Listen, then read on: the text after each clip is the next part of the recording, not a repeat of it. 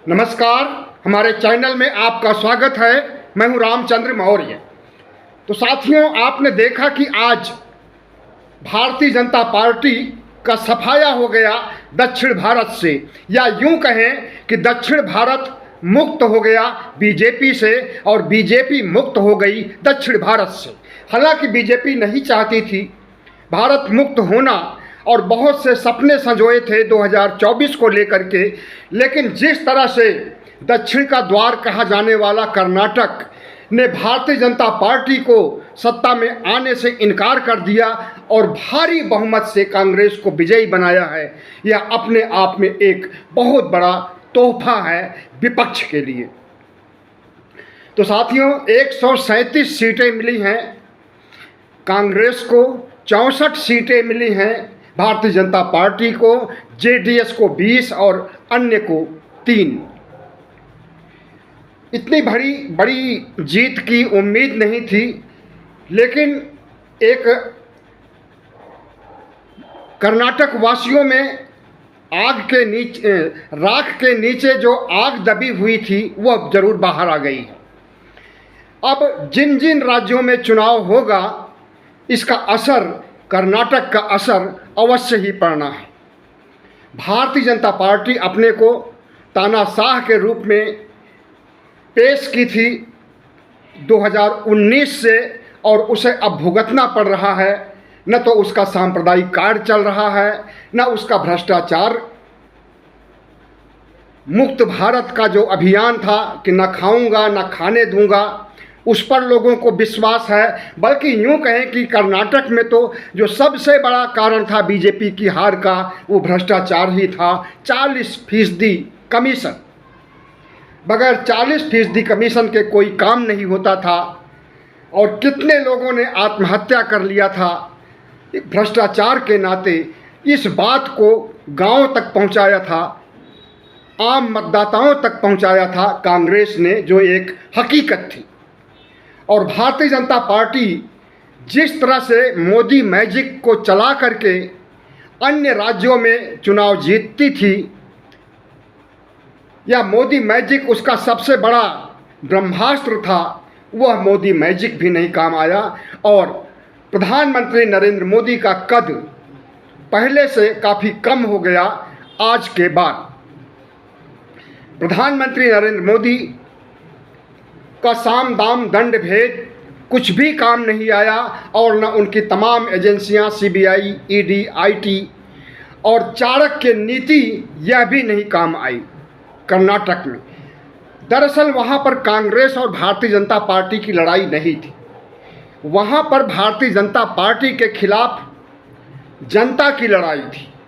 पीड़ितों, दलितों, मुसलमानों, महंगाई से मारे लोगों की लड़ाई थी। कांग्रेस तो एक मोहरा थी, जेडीएस भी एक मोहरा थी।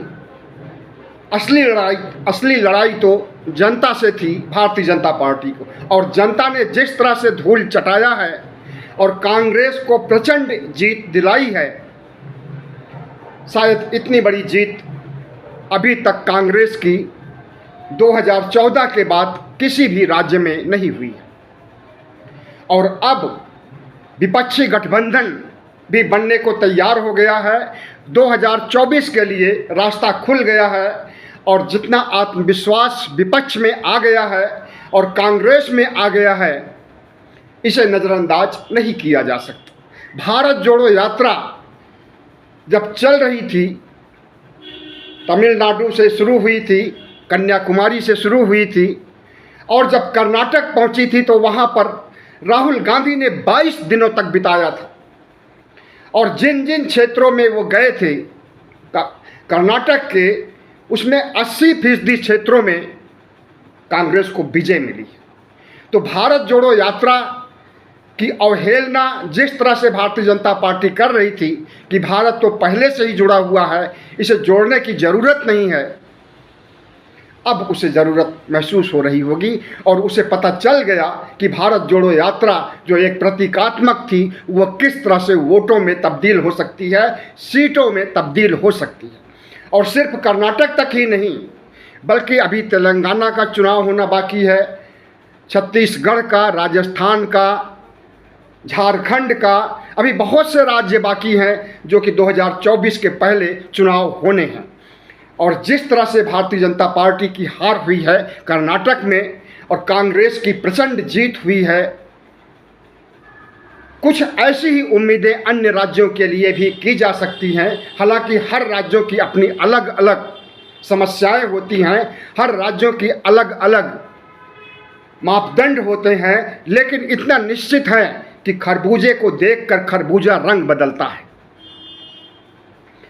कर्नाटक का असर तेलंगाना पर भी आएगा, कर्नाटक का असर छत्तीसगढ़, राजस्थान पर भी आएगा, और मध्य प्रदेश तो हम समझते हैं कि कर्नाटक से भी ज़्यादा अच्छे परिणाम देगा कांग्रेस को, जो जल्दी ही जो चुनाव होने वाला है मध्य प्रदेश का। क्योंकि मध्य प्रदेश में जिस तरह से भारतीय जनता पार्टी ने लूट मचाई हुई है और जिस तरह से वहाँ पर भारतीय जनता पार्टी का संगठन भोथरा हो गया है, हमें नहीं लगता कि अब फिर से वहाँ पर भारतीय जनता पार्टी उठ करके खड़ी हो पाएगी।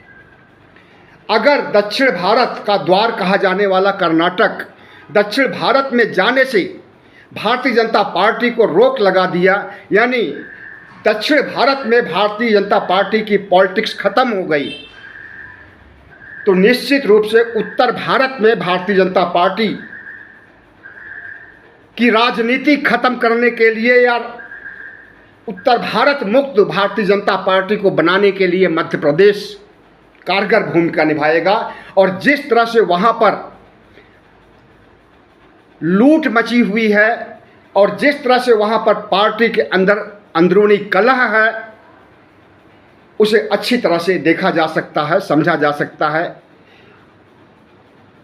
रही बात राजस्थान की और छत्तीसगढ़ की, तो यहाँ पर इन राज्यों में हर 5 साल पर सरकारें बदलती हैं, लेकिन जिस तरह से कांग्रेस का भाग्योदय हो रहा है और जिस तरह से कांग्रेस के पुनरुत्थान के लिए तमाम राज्य, चाहे वो हिमाचल हो, कर्नाटक हो, जीत का सेहरा बंधा रहे हैं, उसे देखते हुए छत्तीसगढ़ और राजस्थान को जीतना कांग्रेस के लिए दूर की कौड़ी नहीं होने वाली है। भारतीय जनता पार्टी मुफ्त की रेवड़ी कहती है। अगर विपक्ष के लोग जनता को सुविधाएं देते हैं, कल्याणकारी योजनाएं लाते हैं और खुद 5 किलो राशन बांटती है और तरह तरह के रेवड़ियाँ बांटती है, तो इसे कल्याणकारी योजना कहती है। भारतीय जनता पार्टी की कल्याणकारी योजनाएं भी 5 किलो राशन भी कर्नाटक में काम नहीं आया, और उसका सबसे बड़ा सांप्रदायिक कार्ड, सांप्रदायिक ध्रुवीकरण, हिंदू मुस्लिम करके हिंदुओं को मुसलमानों से नाराज़ करना, मुसलमानों को हिंदुओं से नाराज़ करना, यह रणनीति भी काम नहीं आई कर्नाटक में। तो जाहिर है कि भारतीय जनता पार्टी के जितने भी ब्रह्मास्त्र थे जीत के, सबके सब भोथरे हो चुके हैं, सबके सब फेल हो चुके हैं। और अब किसी भी राज्य में अगर भारतीय जनता पार्टी सरकार बना लेती है तो एक विश्व का 8वां 9वां आश्चर्य होगा। क्योंकि जिस तरह से प्रधानमंत्री नरेंद्र मोदी का मोदी मैजिक नहीं चला, जिस तरह से कल्याणकारी योजनाएं कारगर नहीं साबित हुई और जिस तरह से इनका सांप्रदायिक कार्ड जो इन्होंने खेला था, बजरंग दल को पर नियंत्रण, बजरंग दल को काबू में करने, बजरंग दल पर बैन लगाने के लिए कांग्रेस ने अपने घोषणा पत्र में शामिल किया था और इसको उन्होंने लपट लिया सांप्रदायिक ध्रुवीकरण के लिए और बजरंग बली की जय बोलने लगे। आपको मालूम होना चाहिए कि किसी भी चुनाव आचार संहिता में, चाहे वो केंद्र का चुनाव हो या राज्य का चुनाव हो, धर्म का इस्तेमाल नहीं कर सकते हैं, धर्म के नारे नहीं लगा सकते हैं। लेकिन प्रधानमंत्री मोदी ने लगाया और जय बजरंग बली की जय एक बार नहीं 3 बार हाथ उठा करके, पब्लिक से भी हाथ उठवा करके जयकारा करवाया बजरंग बली का। बजरंग बली भी उनके साथ नहीं आए और उनका साथ नहीं दिया। हम तो मानते हैं कि बजरंग बली और रामकृष्ण जितने भी हैं सब काल्पनिक हैं, और हम ही नहीं, बाबा साहब भीमराव अंबेडकर, पेरियार और ज्योतिबा राव फुले जैसे तमाम महापुरुषों ने इनकी कलई खोली है, इनका खुलासा किया है। लेकिन बहुजन समाज के लोग अभी तक इस बात को समझ नहीं पाए। और आपको बता दें कि बहुजन समाज के लोग ही सबसे बड़े मतदाता हैं भारतीय जनता पार्टी। लेकिन जिस तरह से अब कर्नाटक में उल्टी गंगा बहना शुरू हुई है भारतीय जनता पार्टी के खिलाफ, और भारतीय जनता पार्टी की कलई खुली है, इसका असर दूसरे राज्यों पर भी पड़ेगा। और जो आने वाले 2023 के चुनाव हैं वहाँ पर भारतीय जनता पार्टी को बुरी तरह से हार मिलने वाली है। बुरी तरह से राजस्थान, छत्तीसगढ़, मध्य प्रदेश, झारखंड, तेलंगाना, ये सारे स्टेट भारतीय जनता पार्टी के काबू में नहीं आने वाले हैं आज की हार को देखते हुए। तो जो बजरंग बली, हनुमान, राम भक्त, जिन्हें कभी योगी जी ने दलित कहा था, उस समय भी चुनाव में इस्तेमाल किया गया था हनुमान का, और वो हनुमान भारतीय जनता पार्टी की नैया को पार नहीं लगा सके।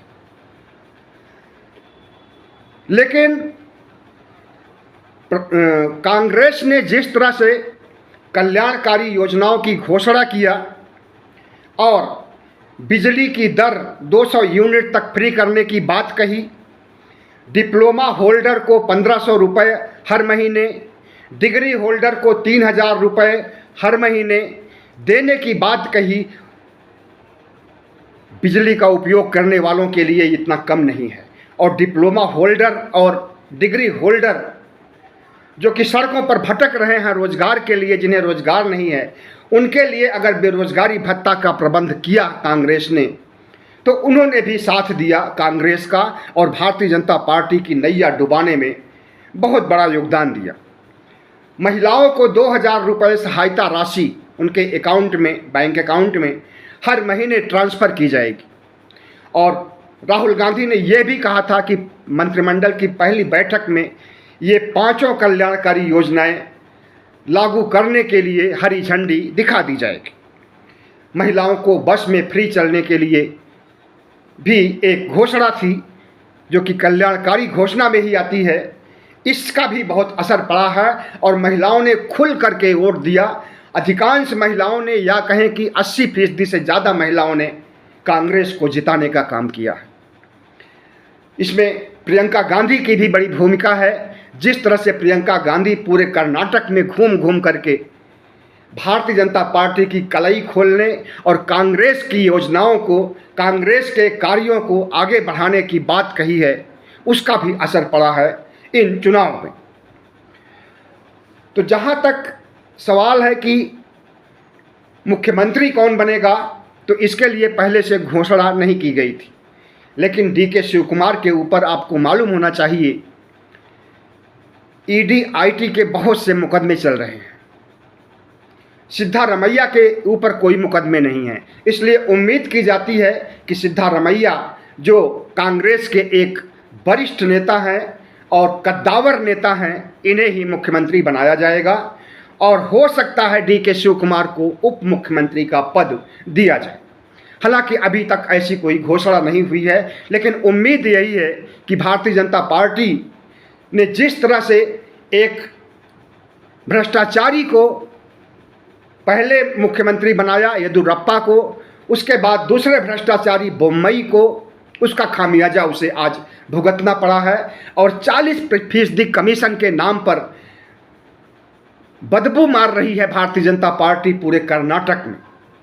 जिस तरह से राहुल गांधी ने 40% कमीशन का मुद्दा उठाया और उसे जन जन तक पहुंचाया है, बहुत बड़ी बात है। और इससे भारतीय जनता पार्टी की नाव डूबी है और कांग्रेस के अच्छे दिन आने शुरू हुए।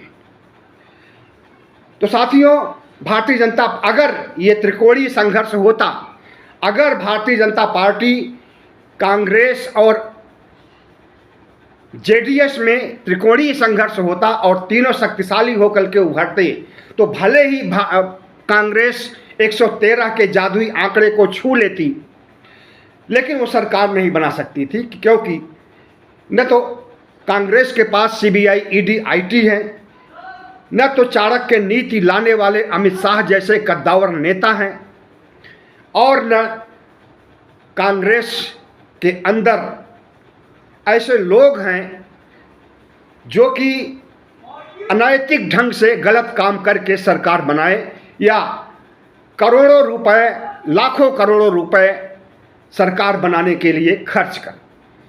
अगर त्रिकोणीय संघर्ष होता और भारतीय जनता पार्टी की हार होती हुई, अगर तीसरे नंबर पर भी भारतीय जनता पार्टी होती तो आज ऐसी स्थिति नहीं होती। त्रिकोणीय संघर्ष में तीसरे नंबर पर होने के बावजूद भारतीय जनता पार्टी की आज सरकार बनती, उसकी विजय होती।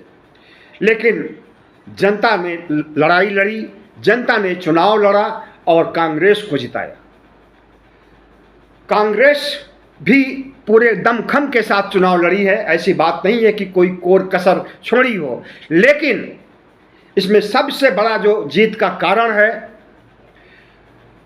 एंटी इनकम्बेंसी है, 40% कमीशन है, महंगाई, बेरोजगारी है, और कर्नाटक के लोगों को जिस तरह से भारतीय जनता पार्टी ने नज़रअंदाज किया था, भारतीय जनता पार्टी की नीतियों से, सांप्रदायिक ध्रुवीकरण से जिस तरह से जनता बौखलाई हुई थी, उसका फायदा कांग्रेस को मिल रहा। माना जा रहा था कि तटीय इलाकों में, कर्नाटक के जो कि समुद्र के से सटे हुए इलाके हैं, वहाँ पर भारतीय जनता पार्टी की अच्छी पैठ है, और वहाँ पर हिंदूवादी सोच कुछ ऐसी है जैसे कि उत्तर प्रदेश, उत्तराखंड और बिहार में है। लेकिन वहाँ पर भी सेंध लगाया और वोक्का लीगा और दूसरी जातियों को पटा करके वहाँ पर भी जेडीएस की नींव उखाड़ने का काम किया कांग्रेस ने। और भारतीय जनता पार्टी मध्य मैसूर में, जहाँ पर कि जेडीएस का दबदबा था, वहाँ पर भी जेडीएस के आधार को खिसकाने का काम किया कांग्रेस ने। तो भारतीय जनता पार्टी जहाँ तटीय इलाकों में थी, वहाँ पर भी सेंध लगाया कांग्रेस ने, जेडीएस को भी काफ़ी हद तक नुकसान पहुँचाया कांग्रेस ने, और कर्नाटक, पूरे कर्नाटक में, मध्य कर्नाटक में, हैदराबाद कर्नाटक में जिस तरह से भारतीय जनता पार्टी की हार हुई है और कांग्रेस की जीत हुई है, उससे यही लगता है कि 2024 अब दूर नहीं, और 2024 में भी कर्नाटक एक बड़ी भूमिका निभाएगा अगला प्रधानमंत्री बनाने के लिए, और प्रधानमंत्री नरेंद्र मोदी को उनकी औकात बताने के लिए। तो अभी कई राज्यों के चुनाव बाकी हैं, उनमें तेलंगाना है, उनमें छत्तीसगढ़ है, राजस्थान है, मध्य प्रदेश है, झारखंड है। इन राज्यों में भी अगर इसी तरह से कांग्रेस को सफलता मिलती है तो 2024 जीतना उसके लिए आसान हो जाएगा। फिर कांग्रेस के लिए दिल्ली दूर नहीं रहेगी। बहुत बहुत धन्यवाद। हमारे चैनल को सब्सक्राइब कीजिएगा, लाइक कीजिएगा और शेयर कीजिए। धन्यवाद।